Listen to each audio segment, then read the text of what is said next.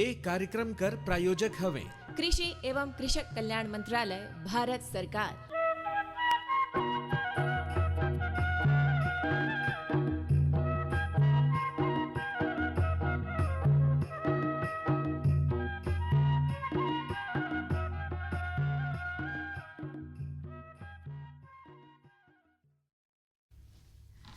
Hello Kisanvani कार्यक्रम में जम्मो सुनोइया भैया बहनी मनकर बहुत बहुत स्वागत करत हन।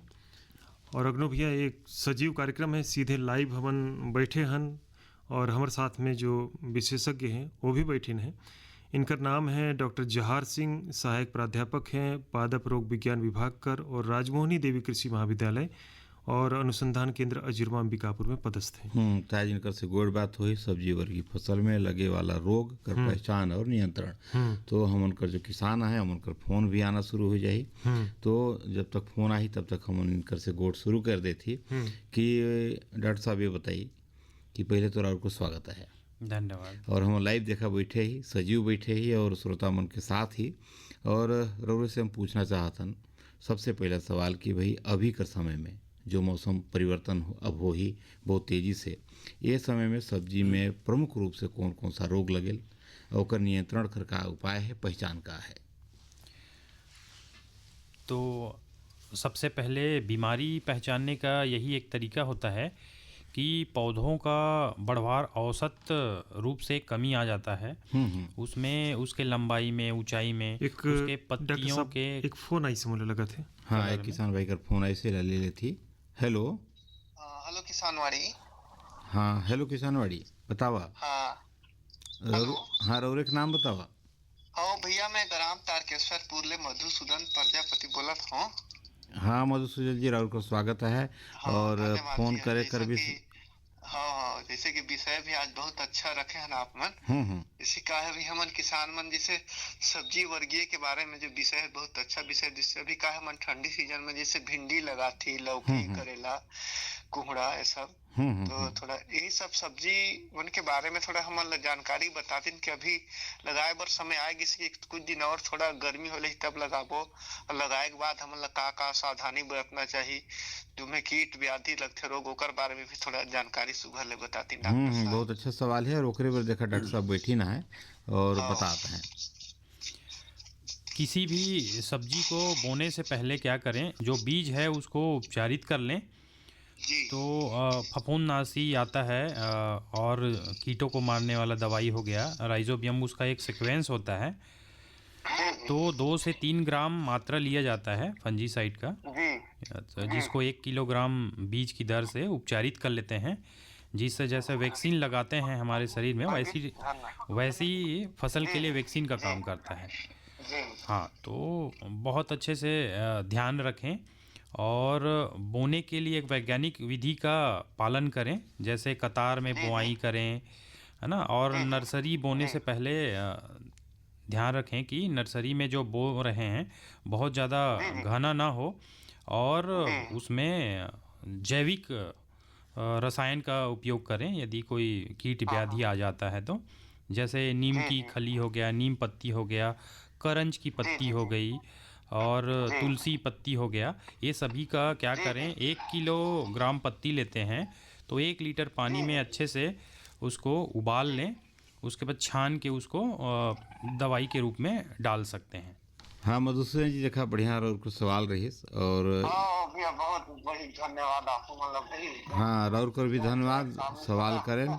और लगा थे कहूँ गाड़ी मोटर में जात ही फटफटिया उनकर आवाज भी आते है। देखा बहुत संजीदा श्रोता ही रौरे और हमेशा फोन भी करते। राउर कर बहुत बहुत धन्यवाद। मधुसूदन जी ला बहुत बहुत धन्यवाद करती। डॉक्टर साहब कुछ बीमारी मन के बारे में राउर बताते रहे। हाँ, तो प्रमुख रूप से जो लगने वाले रोग हैं, चाहे कोई भी फसल हो, तो उसमें फफूंद जनित, जीवाणु जनित और वायरस से होने वाले रोग हैं। कुछ सूत्रकृमि भी होते हैं जिसको हम आसानी से पहचान सकते हैं। जैसे कि अभी देखने को मिलता है अगेती अंगमारी, पछेती अंगमारी और चूड़ी फफूंदी रोग और म्लानी रोग जो उकटा बोलते हैं। जो आसानी से आता है। ये फफूंद जनित रोगों में से कुछ है। और बैक्टीरिया से होने वाले रोग हैं जो विल्ट है, जिसमें काले कलर की धब्बे पहचान आएंगे और पौधे को उखाड़ के देखेंगे तो उसके जड़ में आपको काला कलर का डिस्कलरेशन दिखाई देगा, जिसे आप आसानी से पहचान सकते हैं। और उसी प्रकार से विषाणु जनित रोग होते हैं, जिससे पौधे छोटे हो जाते हैं, बौने हो जाते हैं, पत्तियां सिकुड़ जाती हैं, करली हो जाता है, उसका वेंस आसानी से दिखता है, उसकी नसें, और पीला कलर की धारियां बनेगी या फिर धब्बों में बनेंगे, जिससे हम आसानी से पहचान सकते हैं कि ये विषाणु जनित रोग है। और सूत्रकृमि से होने वाले रोग हैं जिसकी पौधों की बढ़वार रुक जाएगी, पत्तियां सूख जाती हैं अचानक से, और पौधों को हम उखाड़ के देखते हैं तो जड़ों में छोटी छोटी गांठें पाई जाती है, जिससे पानी का सप्लाई रुक जाता है, तो पौधों का बढ़वार कम हो जाता है।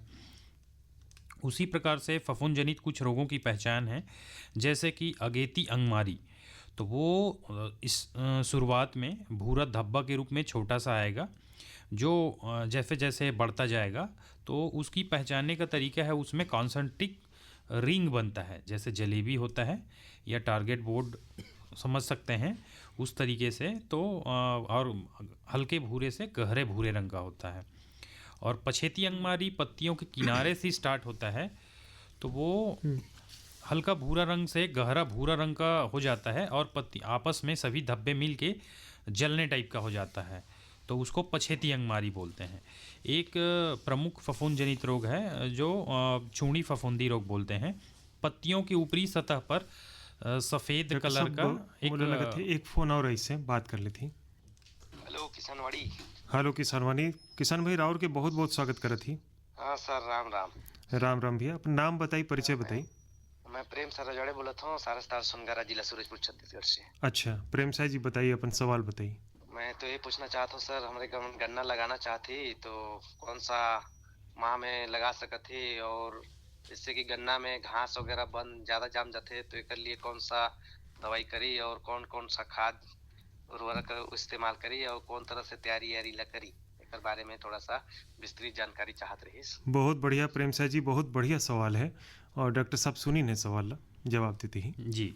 तो गन्ना की खेती बुआई के लिए 3 अलग अलग सीज़न है, जिसको जल्दी बुआई दिसंबर जनवरी में ही कर दिया जाता है, और मध्यम बुआई होता है जो फरवरी से मार्च में करते हैं, और जो लेट से बुआई करते हैं वो अप्रैल से मई के मंथ में होता है। तो वो आपकी जो खेत है उसकी तैयारी अच्छे से करें, जिसके लिए आप गहरी जुताई करें ताकि पोला पड़ जाए, और उसको बोने के अलग अलग मेथड होते हैं, जैसे रीज मेड़ बना के या नाली बना के, जिसमें गन्ने को डाल दिया जाता है। और ध्यान रखें कि गन्नों को सीधा सीधा भी डाल सकते हैं, टुकड़ों में डाल सकते हैं, लेकिन 2 आँख वाला जो गन्ने का सेट्स होता है जो छोटे छोटे काट के डालते हैं, वो अच्छा माना जाता है। और क्या है कि मिट्टी में पानी की प्रॉपर ड्रेनेज की व्यवस्था रहे निकालने की।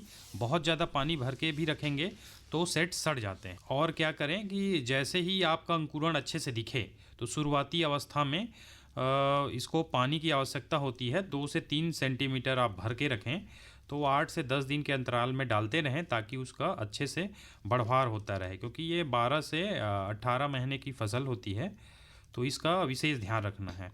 और रही बात खाद की, तो खाद उसमें NPK जो नाइट्रोजन, फास्फोरस और पोटास बोलते हैं, वो 3, 1 और 2 के रेशियो में डालना चाहिए, जिससे अच्छे से पोषक तत्व मिले और पौधों की अच्छी सी बढ़वार होती है। कुछ सूक्ष्म पोषक तत्व भी आता है जो बहुत ज़रूरी रहता है गन्नों के उत्पादन के लिए, जैसे कि जिंक हो गया, बोरान हो गया, मैग्नीज हो गया, सल्फ़र हो गया, और कुछ जैव उर्वरक भी आते हैं जो मिट्टी में उपस्थित उर्वरक को घुलनशील बना के पौधों को आसानी से मिल जाए, ऐसा इनका काम रहता है। जैसे जिसमें कुछ कुछ जैव उर्वरक आते हैं जो प्रमुखतः यूज होते हैं। फास्फोबैक्टीरिया नाम से आता है, जो स्पेरिलम है, एसिटोबैक्टर, इसको उपयोग करके अपना पोषक तत्व पौधों को आसानी से पहुंचाया जा सकता है। ठीक है प्रेम साहब जी, और कोई सवाल है राहुल के? हाँ बस वही जानकारी चाहत रही का है कि हमारे मन गन्ने की खेती करती थोड़ा मोड़ा। तो मैं सोचा था कि बढ़िया से डॉक्टर साहब बैठे हैं तो बढ़िया से विस्तार से बता देते और बढ़िया विस्तार से बताई के लिए बहुत बहुत धन्यवाद हमारे डरले। राहुल अभी बहुत बहुत धन्यवाद करे थी फ़ोन करे बर, और बहुत अच्छा लगी सवाल पूछन राहुल। हाँ धन्यवाद। धन्यवाद। परसों भी अच्छा गोड़ बात होत है, और श्रोता मन के किसान भाई मन के फ़ोन भी आता है और जानकारी भी बढ़िया मिलता है।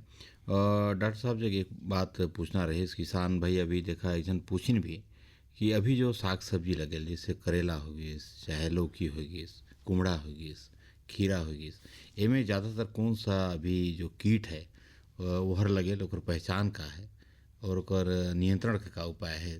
तो अभी जो मौसम के हिसाब से जो फसल लगा रहे हैं सब्जी वर्गी, उसमें प्रमुख रूप से जैसा कि मैं बता रहा था, फफूंद जनित बैक्टीरिया से होने वाले, वायरस से होने वाले रोग लगते हैं, जिसमें प्रमुखतः जैसे नर्सरी में ही शुरू में ही डैम्पिंग ऑफ की शिकायत बहुत आती है, जो नर्सरी में गल जाता है पौधे और गिर के मर जाता है, जो मिट्टी के ऊपरी सतह पे आसानी से देखा जा सकता है। डॉक्टर साहब और फोन आई से मोला लगा थे।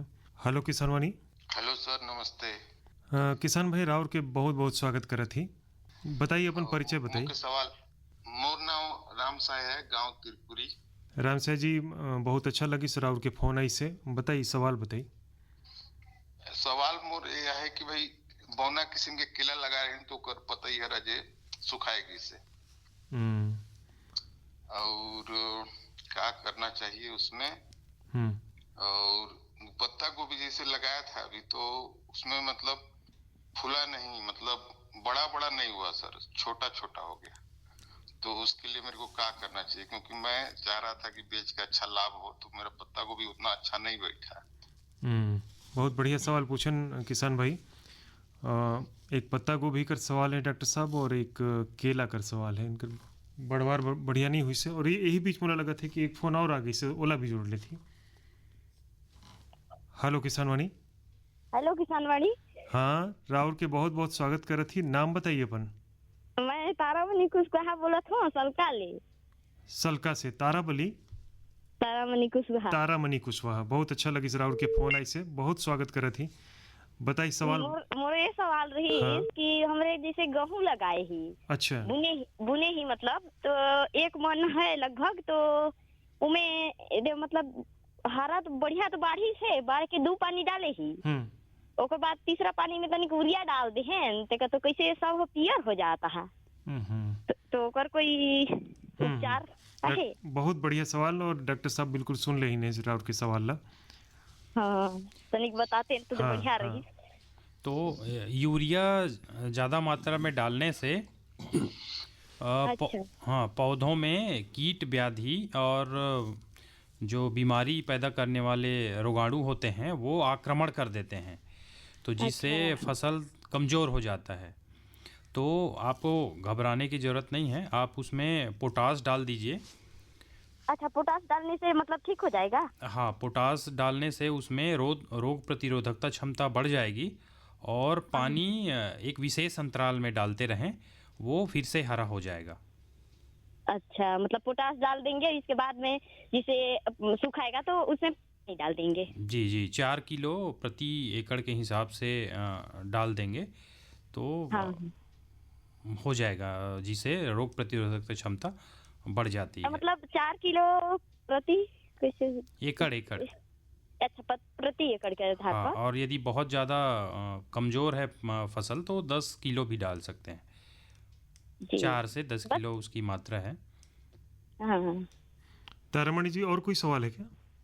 और तो सवाल नहीं है, बताने के लिए धन्यवाद। नहीं, बहुत अच्छा लगी और बहुत बढ़िया सवाल रही। तो अंबिकापुर केंद्र से जानकारी बहुत बढ़िया मिल जाती है खेती बाड़ी करे बा। हाँ, और बहुत तो फायदा होल हमर के। हाँ, कार्यक्रम यही उद्देश्य हमन बनाथन भैया, कैसे कि किसान मन ला फायदा हो, नवा तकनीक कर जानकारी भी हो सके, और राउर मन का इतना बढ़िया कार्यक्रम मन में सहभागिता रहल तो वो भी बढ़िया लगे। हाँ, ठीक है, बहुत बहुत धन्यवाद करती। हाँ, धन्यवाद। हाँ, परसों ये लगातार फोन मनाते हैं, और किसान भाई मन भी सजग है, नहीं? सजग हैं, और एक फोन और आए रही, सोकर जवाब पूरा नहीं हो पाई से। पत्ता गोभी कर और केला के बारे में पूछ रही। एक फ़ोन और आ गई से ही बीच डॉक्टर साहब। हेलो किसानवाणी, कट गई से फ़ोन, कोई किसान लगाता है तो फिर से जुड़ जाही तो फिर बात करब डॉक्टर साहब, तब तक वो जवाब दे देते हैं पत्ता गोभी और केला के बारे में। तो केला कभी कभी फिर सही से पौनापन आ जाता है उसमें। एक बार और देख लेती डॉक्टर साहब, नहीं जुड़ पा रहे थे, कुछ लाइन में गड़बड़ी दिखा थे जी। हाँ, तो मैं बता रहा था केला में बौनापन आ जाता है, जिसे एक विषाणु जनित रोग होता है जिसको बनाना बंची टॉप वायरस बोलते हैं, जिससे पत्तियां बहुत छोटी करली मुड़ा हुआ होता है, हल्का पीलापन लिए हुए, जो एक कीड़ा है वो फैलाता है इसको, वाइट फ्लाई। तो उसको रोकने के लिए क्या करें जिससे और ना फैले। तो विषाणु जनित रोग अपने से तो फैलता नहीं, वो कीटों के माध्यम से फैलता है। तो कीट को नियंत्रण करने के लिए कोई भी सिस्टेमिक इंसेक्टिसाइड का छिड़काव किया जा सकता है, जिससे कीड़े मर जाएंगे तो एक जगह से दूसरे जगह नहीं फैलेगा। तो उसके लिए कुछ दवाई आता है, रासायनिक नाम इमिडाक्लोप्रिड है या एसिटामेप्रिड है, जिसको 5 ml 15 लीटर का एक स्प्रेयर टंकी आता है जो 15 लीटर का पानी भरता है, उसमें डाल के छिड़काव करें। तो ये 2 से 3 बार छिड़काव करें, जिसे 7 से 10 दिन का अंतराल रखें तो आसानी से उसे बचा जा सकेगा और केला का अच्छे से बढ़वार हो सकता है। और सूक्ष्म पोषक तत्व की भी आवश्यकता होती है, या जैसे कि मुर्गी खाद, गोबर खाद या तो फिर केचुआ खाद आता है, जिसको निंदाई गुड़ाई करते समय डाल देने से पौधों की बढ़वार अच्छे से होती है। परसों भी देखा वो फोन आता है। हाँ, ले लेती है। हेलो किसानवाणी। हेलो किसानवाणी। हाँ, रौरे अपना नाम लो बताइए, कहाँ से बोला थी? मैं तुषार पांडे बोलत रहे। हाँ हाँ, बताओ तुषार पांडे जी। रौरे कर तो फोन हमेशा आत रहल, का रौर को सवाल है? मैं ये जानना चाहते हैं मुझसे कि जैसे लौकी लगाए ही अभी और उनमें 2-2 पत्ती कर हुई से, लेकिन लाल लाल कीड़ा लगत है, का करिए, ओकर उपाय का है, कुछ समाधान बताते हैं जो। सवाल सही करे ही। कितना दिन पहले लगाए ही लौकीला? लगभग वही 15 दिन हो जाते, 15-20 दिन। हाँ, तो डॉक्टर साहब बैठी हैं और कुछ सवाल का जवाब दें जी। तो कितना दिन का पौधा हो गया है आपका? 15 से 20 दिन बता। 15 से 20 दिन बता। 20 से 25 दिन के होगी सर। हाँ। तो उसमें यदि कम मात्रा में आपका जैसे किचन गार्डन के रूप में उगाते हैं तो उसको कीड़े को पकड़ के नष्ट करें, नहीं तो आप रासायनिक दवाई भी डाल सकते हैं। और कुछ नीम की पत्तियों को, तुलसी की पत्तियों को, करंज, सीताफल की पत्तियों को इकट्ठा करके जितनी मात्रा में पत्तियां रहेंगी, जैसे 1 किलो पत्तियां लेते हैं तो उसको 1 लीटर पानी में अच्छे से कूट के रात भर छोड़ सकते हैं, या फिर तुरंत उबाल के 1 घंटा छोड़ के ठंडा हो जाएगा, फिर निथार के छान के उसको डालने से भी वो कीड़ा भग जाएगा, मर जाएगा। तो किसान क्या करते हैं आजकल, सीधा दवाई लाके डालते हैं, तो घर के लिए उपयोग कर रहे हैं। तो अच्छी बात है कि जैव पेस्टिसाइड जो बायो पेस्टिसाइड है तो उसको उपयोग में लाएं तो ज़्यादा केवल घर में ही उपयोग करते हैं डॉक्टर साहब, अलावा तो कोई उपयोग नहीं है, किचन गार्डन टाइप ही है। जी।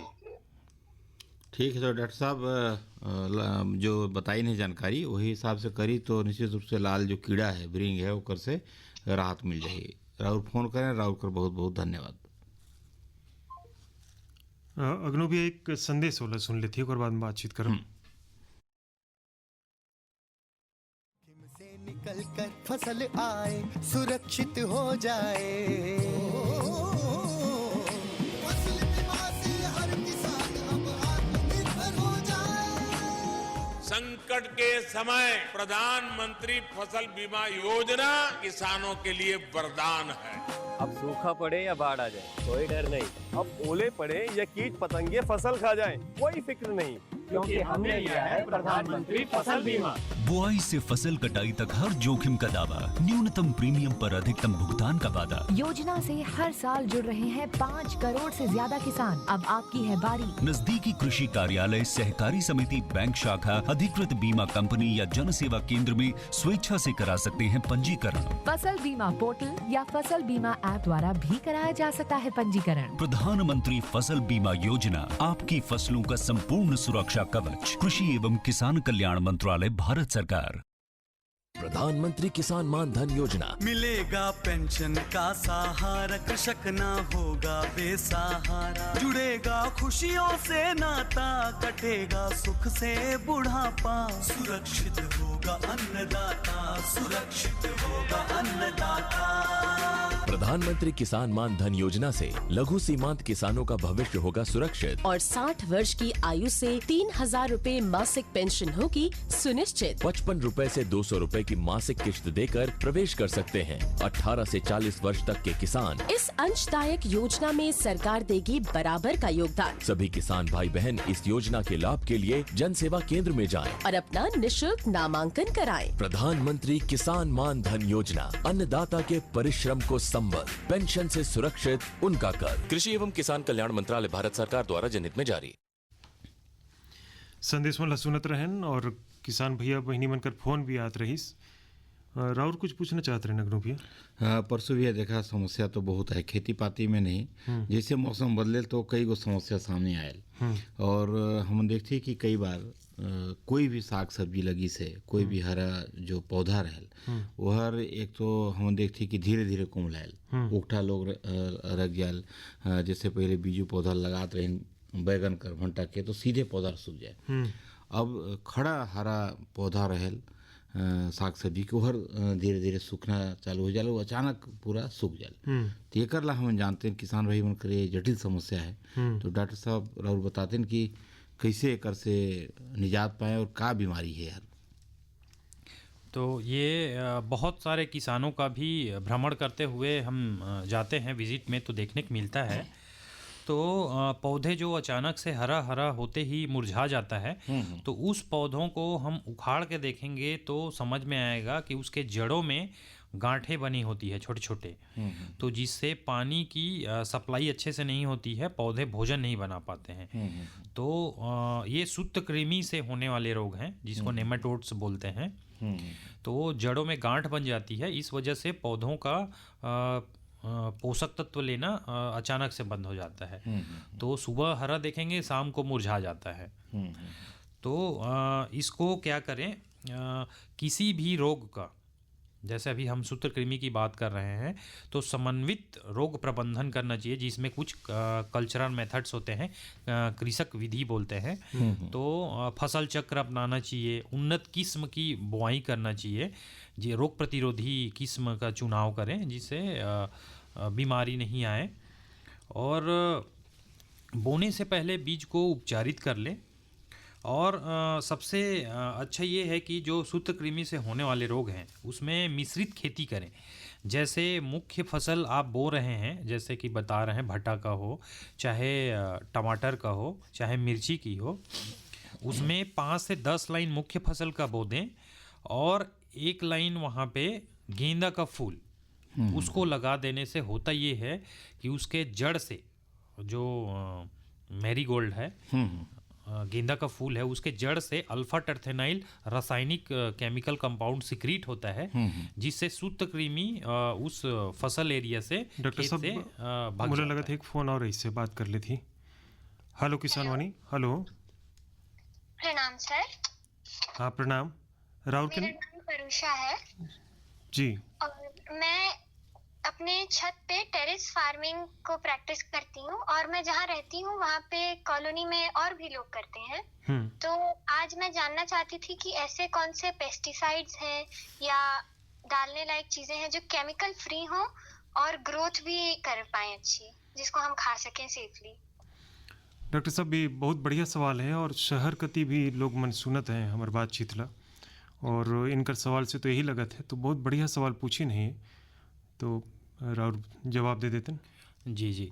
तो टेरिस गार्डन जो करते हैं तो उसमें सबसे अच्छी बात है कि आप बायोपेस्टिसाइड की तरफ रुझान रखें अच्छे, जिससे जैसे कि नीम की पत्ती है, करंज की पत्ती है, जो आसानी से मिल जाता है। घर में उपयोग होने वाले लहसुन है, अदरक है और नीम का पत्ता है, ये सभी को, या बेशरम का लीफ जो बोलते हैं पत्ता, तो वो सभी को आपस में इकट्ठा कर लें, जो आसानी से मिल जाए। जितना मैं बताया उसमें से कोई भी मिल जाए, उसको जैसे बराबर मात्रा में पानी लेना रहता है।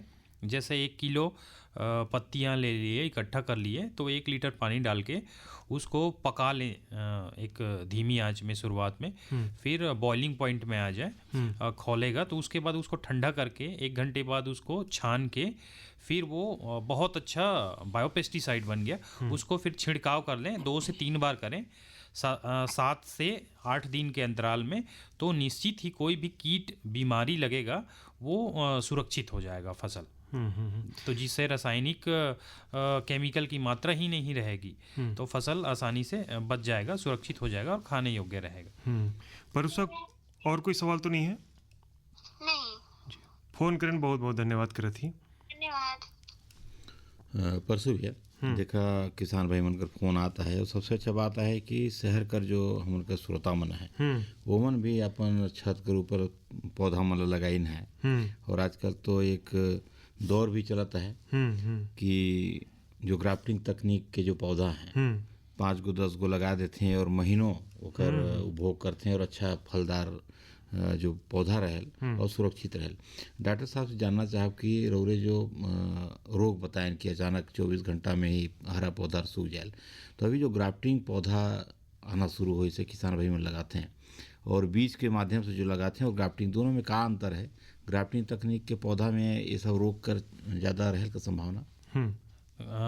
जी, ग्राफ्टिंग पद्धति से जो उगाते हैं उसमें समय कम लगता है, तो क्योंकि वो ऑलरेडी नर्सरी लेवल का पौधा रहता है, ग्राफ्टेड रहता है, तो आसानी से समय की बचत होती है और जल्दी उसमें वेजिटेटिव स्टेज से पार हो जाता है, तो उसमें कीड़ा और बीमारी कम लगता है।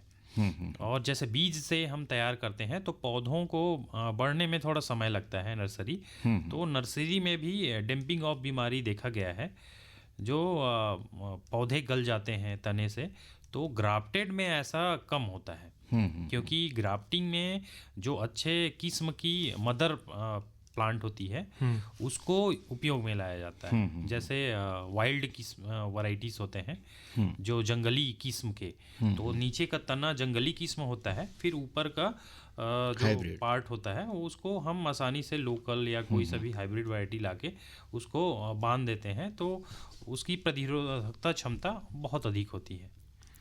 तो आज बहुत बढ़िया लगिस अग्नो भैया, और बहुत बढ़िया फ़ोन भी हमारे पास पहुँचिस। जितना किसान संगी मन हमन ला फ़ोन करिन सबकर बहुत बहुत हृदय से धन्यवाद करता हन। और आज हेलो किसानवाणी कार्यक्रम बस यहीं तक। हमारे साथ में रहिन डॉक्टर जहार सिंह जी, सहायक प्राध्यापक हैं पादप रोग विज्ञान विभाग कर, और यहीं पर कृषि महाविद्यालय में पदस्थ हैं। डॉक्टर साहब स्टूडियो में उपस्थित रहे पर आपके बहुत बहुत धन्यवाद करें। धन्यवाद आप लोगों का भी। और एक साथ किसानवाणी कार्यक्रम बस यहीं तक।